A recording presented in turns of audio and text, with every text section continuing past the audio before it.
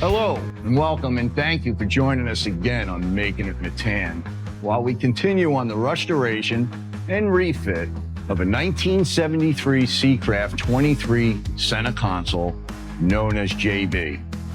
In the first episode of this series about JB, we rapidly worked our way through the structural rebuild, or as you heard me say, the remanufacturing of the inner hull with the replacement of the stringer system, the creation of its new vacuum-infused composite deck, and the structural core replacement of the gunnel cap.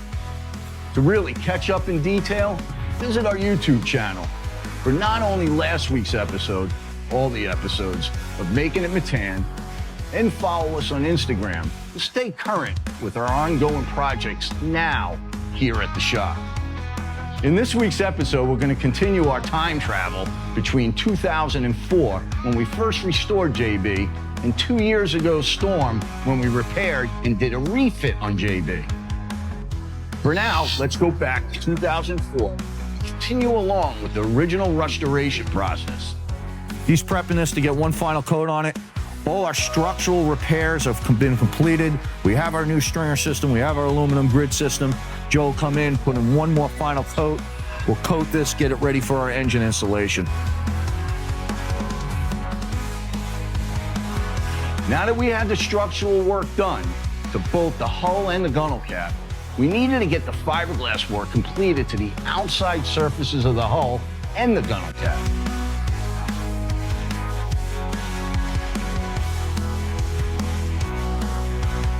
And fiberglass our deck to the inner liner, which also entailed creating a new deck gutter. Not to mention, the original interior liner had its fair share of issues. On the gunnel cap, they ground out the cracks, gouges, and all the holes left from the original hardware. They then laminated multiple layers of biaxial and matte fiberglass to their grindouts, went back, ground and leveled out the layups, and moved right into the fairing and shaping stages, readying the surfaces for the first application of high-build primer. They went through the exact same process on the hull, with the transom needing the most attention. The remaining transom laminate was pretty distorted. It needed multiple applications of fairing compound and a lot of longboarding. This is an example of our evolving processes. Today, we very rarely save any of the original transom laminate. Instead, we create new outer skins, laminating right to our new core. You'll definitely see more of our updated processes in Season 2, when we profile both the formula and the Mako restorations currently going on here at Metan. At this point, with both the gunnel cap and the outer hull ready for ultra-high build, our focus turned towards the interior liner and a new deck. During the last episode, you saw us glue the two deck sections to our stringers and the 2-inch perimeter lip of the original liner using methaculite. Well, even though methaculite has the strength to hold that bond, let's face it, forever, we needed a fiberglass to perimeter the deck to the original liner, so we had a seamless transition up forward where the deck met the gunnel wall.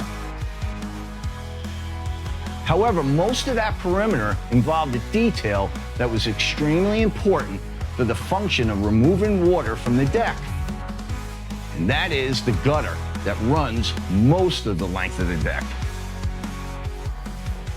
To fabricate this gutter, we first fabricated a tooling mold made out of 1.5" PVC pipe.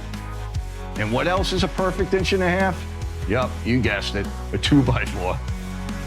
We joined the PVC pipe with the 2x4 on end. We filled the gap of the back radius of the pipe, gel coated it, gave it a quick wet sanding, buffed it, and we had ourselves a gutter mold. We laminated the perimeter of the deck in 4 layers of 17-ounce biaxial tape using epoxy resin. As the epoxy began to go through its curing stage, we mixed up another batch of epoxy thickened with Cavicel and microballoons, almost to like a mayonnaise consistency. We applied the thickened compound over the curing fiberglass, and then we jammed our gutter mold down into that detail. pushing down just enough until we saw our epoxy compound oozing out. After it was fully cured, we removed the molds, revealing a gutter detail that, well, felt like it came out of a mold.